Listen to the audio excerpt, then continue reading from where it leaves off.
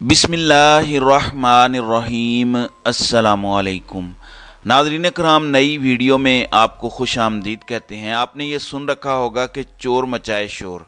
अब होता यह है कि कभी कभार कुछ चीज़ें ऐसी हो जाती हैं जिन्हें कवर करना ज़रूरी होता है। रात को कोई 12:15 के बाद अगर हुकूमत प्रेस कॉन्फ्रेंस करे तो वो बहुत गैर मामूली बात होती है। इसाक डार करे तो समझ आती है कि कौम के लिए नया तमाशा लगाना है, कोई महंगाई, कोई जेब काटने वाली बात होगी। लेकिन अगर वजीर दाखिला या इंफॉर्मेशन मिनिस्टर करे तो फिर समझ आती है। और हैरान कुन तौर पर रात को इंफॉर्मेशन मिनिस्टर ने प्रेस कॉन्फ्रेंस नहीं की। उन्होंने एक ट्वीट किया और कहा कि राना सनाउल्लाह 12:15 या 12:10 पर प्रेस कॉन्फ्रेंस करेंगे और अहम इंकशाफ करेंगे और पीटीवी लाइव नशर करेगा। और उन्होंने उसमें खुद लिखा कि ब्रेकिंग न्यूज़। अब उसके बाद राना सनाउल्लाह आए और उनकी प्रेस कॉन्फ्रेंस लाइव दिखाई गई। कुछ 12:15 प्रेस कॉन्फ्रेंस उन्होंने शुरू की और उनके मुताबिक इंटेलिजेंस एजेंसीज ने कोई गुफ्तगू इंटरसेप्ट की है और उस गुफ्तगू के मुताबिक दो किस्म की प्लानिंग्स की गई हैं। किसी घर में पुलिस की जानिब से तशद्दुद, फिर कोई और ड्रामा जो है वो रचाया जाएगा और फिर उसको इंटरनेशनल मीडिया में उछाला जाए। और इस मामले को ख़वातीन के साथ जोड़ा गया है, वो ख़वातीन कुछ जो जेलों के अंदर हैं। पहली बात तो ये है कि इससे पहले ऑडियोज़ मार्केट में आती रही हैं और हुकूमत उन पर प्रेस कॉन्फ्रेंसेस करती रही है। ये पहली प्रेस कॉन्फ्रेंस है जो हुकूमत ऑडियो की बुनियाद पर कर रही है और ऑडियो किसी को सुनाई नहीं गई। ये एक बात। फिर दूसरी बात, अगर वो ख़वातीन जेलों के अंदर हैं तो ये प्लानिंग बाहर कैसे हो गई है। तीसरी बात, वो फरमा रहे थे कि हमने उन करैक्टर्स को वॉच किया है जो इसके रेलिवेंट थे। आपने अब तक किसी एक शख्स की गिरफ्तारी की है या क्या आप उन्हें मंजरे आम पर लाए हैं? अगर आपने गुफ्तगू या कॉल ट्रेस की है तो लोग बहुत ज़्यादा सवालात उठा रहे हैं कि रात को आपको 12:30 12:15 ये हंगामी प्रेस कॉन्फ्रेंस करने की ज़रूरत क्यों पेश आई? क्या कोई ऐसा जुर्म सरजद हो गया है जिसको कवर किया जा रहा है, या फिर वाकई जो गवर्नमेंट बात कर रही है वो जेन्युइन है? इसके अंदर जो सबसे इंटरेस्टिंग बात है, मरियम नवाज की ट्वीट के फौरन बाद नासिर भट्ट जो इन्हीं की पार्टी का है, उसने ये बता दिया कि फलां फलां तमाशा होगा। उसने लिखा कि बावसूख जराए से ये खबर मालूम हुई है कि पाकिस्तान तहरीक इंसाफ दुनिया की तवज्जो 9 मई की दहशत गर्दी से हटाने के लिए तैयारी कर रही है, ताकि और तवज्जो हटाने के लिए और दहशत गर्दी से हटाने के लिए जेल के अंदर अपने ही सहूलतकारों के जरिए कुछ बड़ा करवाने की तैयारी कर रही है, ताकि किसी कारकुन या पार्टी रहनुमा को जानी नुकसान पहुंचाकर एक मरतबा फिर रियासत पर इल्ज़ाम लगाया जाए और किसी की लाश पर सियासत की जाए। और इसकी मंजूरी कहीं और से नहीं बल्कि चेयरमैन तहरीक इंसाफ ने खुद दे दी है। तभी आज खान साहब कह रहे हैं कि हम सरप्राइज़ देने वाले हैं। क्या वो उसी सरप्राइज़ की बात तो नहीं कर रहे? ये सिर्फ नासिर भट्ट नहीं है, कुछ और व्हाट्सएप सहाफ़ी या रिमोट कंट्रोल सहाफ़ी जो हैं उनकी तरफ से भी कमोबेश इसी टाइम पर इसी तरह की ट्वीट्स की गई हैं। नाज़रीन कराम, अब सवाल ये पैदा होता है कि अगर आपके पास ऐसी ऑडियो थी तो आपने सबूत क्यों नहीं पेश किए? अब आप कहेंगे कि हुकूमत बड़ी अखलाकियात का मुजाहरा कर रही है, जो घर की ख़वातीन की ऑडियोज़ लीक करते हैं और जिनसी मामलात पर गुफ्तगू करने का मशगला अपनाए हुए हैं, मुस्कुराकर और ठट्ठे लगाकर आप गुफ्तगू करते हैं, वो इतने बड़े सबूत पर कैसे खामोश रह सकते हैं? तो इसी से इनकी असल हैसियत का पता चलता है। अब हुकूमत कल जितनी डिफेंसिव थी, रात गए प्रेस कॉन्फ्रेंस की गई, आप रात को ट्वीट कर सकते थे। रात को 12:15 आपकी प्रेस कॉन्फ्रेंस का मतलब ये है कि आपको अब जवाबदेह होना पड़ेगा और ये मज़ीद गंद आने वाले दिनों में खुलेगा। जो लोग जेलों के अंदर हैं वो हुकूमत की कस्टडी में हैं। और फिर इससे पहले की वीडियोस जो मंजर आम पर आ चुकी हैं, पुलिस के लोग सरेआम रेप की बात करते हैं, औरतों को जिस तरह मिस हैंडल किया गया, वो तमाम तर वीडियोस हर जगह मौजूद हैं, सभी को पता है। दूसरी बात यह है कि इमरान खान ने अपनी नई टीम प्लेस कर दी है, 7 रुकनी टीम है। ये इस पर ख्वाजा आसिफ जो है वो तंज करते नजर आए और कहा कि आने वाले दिनों में अगर ये हजरात पीटीआई को खैराबाद कह गए तो मुज़ाकरात के लिए मुतबादिल नाम भी अनाउंस कर दें प्लीज़।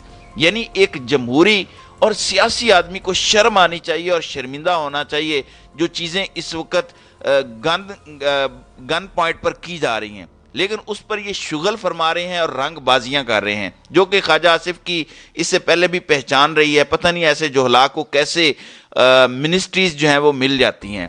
پاکستان کو ایک مذاق کا نشانہ بنانے کے لیے ایسے لوگ منظر عام پر لائے گئے ہیں۔ اب اس کا جواب آیا ہے۔ ایک تو آپ جانتے ہیں میاں صاحب جو ہے وہ لندن بیٹھے ہوئے ہیں، انہوں نے کہا کہ ہم مذاکرات نہیں کریں گے۔ بالکل ٹھیک ہے، آپ مذاکرات نہ کریں، پاکستان کی قوم آپ کو جانتی ہے، ذرا پاکستان تشریف تو لائیں۔ پھر اسحاق ڈار جو فائنانس منسٹر ہیں اور ڈپٹی وزیر اعظم بھی ہیں، وہ کہتے ہیں کہ موجودہ حالات میں بات چیت ناممکن ہے، مجھے نہیں لگتا کہ مذاکرات دوبارہ شروع ہوں گے۔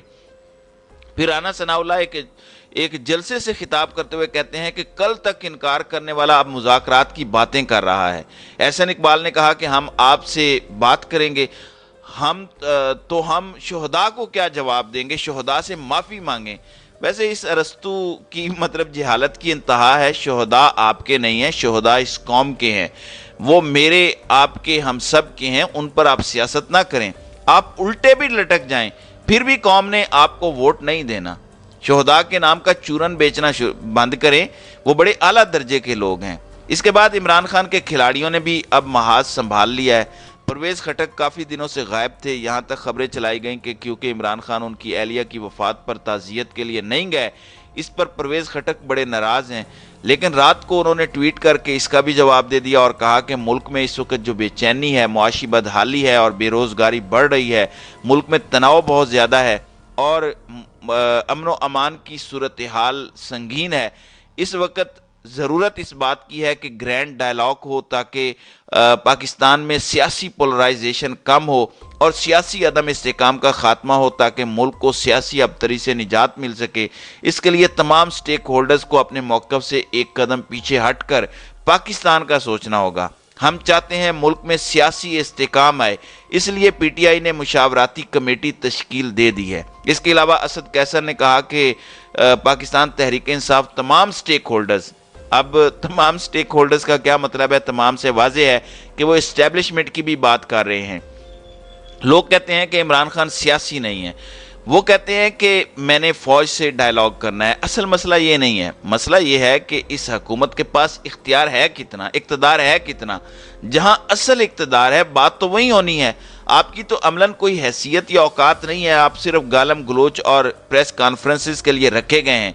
پھر دوسری جانب فضل الرحمان سے متعلق خبر تھی کہ وہ لندن چلے گئے ہیں اور وہاں نواز شریف سے ملاقات کریں گے، لیکن اب خبر آئی ہے کہ وہ تھائی لینڈ چلے گئے ہیں، تو اب وہ تھائی لینڈ سے اگلے جمعے تک واپس آ جائیں گے۔ اب ایک اہم سوال بھی اٹھایا جا رہا ہے کہ تحریک انصاف سے ٹوٹنے والے لوگ کہاں جائیں گے۔ رات کو ایک ٹاؤٹ ہے وقار ستی، اس نے خبر بریک کی کہ پی ٹی آئی چھوڑنے والے 26 اراکین اسمبلی نے کاف لیگ میں شمولیت کے لیے رابطہ کر لیا۔ آپ پنجاب میں کاف لیگ کے صدر کا نام پوچھیں تو لوگوں کو نہیں پتا، تو یہ فضول باتیں کر رہے ہیں۔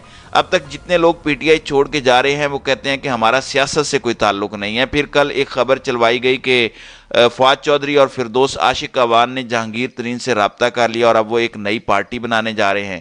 اس کے بعد فواد چودھری نے ٹویٹر اکاؤنٹ پر لکھا کہ میں پہلے ہی کہہ چکا ہوں کہ میں سیاست سے بریک لے رہا ہوں، فی الحال سیاست کا کوئی ارادہ نہیں ہے۔ لیکن جیو نیوز اس بات پر بضد تھا کہ جہانگیر ترین کے فواد چودھری اور فردوس عاشق اعوان سے رابطے ہوئے ہیں اور کئی رہنماؤں نے شمولیت اختیار کر لی ہے۔ ان کے مطابق 100 سے زائد لوگ ہیں جن سے بات چیت ہو گئی ہے، سیکرٹریٹ کا کام مکمل ہے، پیپر ورک مکمل ہے اور آنے والے دنوں میں مزید چیزیں طے ہوں گی، منشور کا اعلان ہو جائے گا 1-2 دن کے اندر۔ جہانگیر ترین ناظرین کرام عمران خان کا متبادل تو کبھی نہیں ہو سکتا، نہ اس کی سٹینڈنگ ہے نہ اس کی پولیٹیکل پاور ہے، وہ تو اپنے حلقے کی سیٹ نہیں نکال سکتا۔ اگر وہ اپنے حلقے کی سیٹ نہیں جیت سکتا تو کیا اس نے عمران خان کی ریپلیسمنٹ کرنی ہے؟ ممکن ہی نہیں ہے۔ علیم خان اور جہانگیر خان ترین کے جانے سے عمران خان کو کتنا نقصان ہوا، 17 جولائی کے الیکشنز کو نکال کر دیکھ لیں۔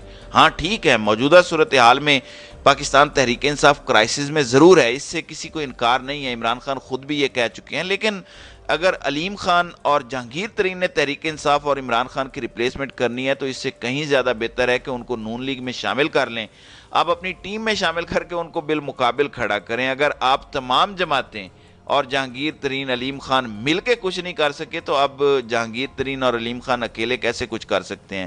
تو یہ کارڈ نہیں چلنے والا۔ عمران خان کا متبادل پاکستان میں صرف عمران خان خود ہے، اس کے علاوہ اس کا کوئی متبادل نہیں ہے۔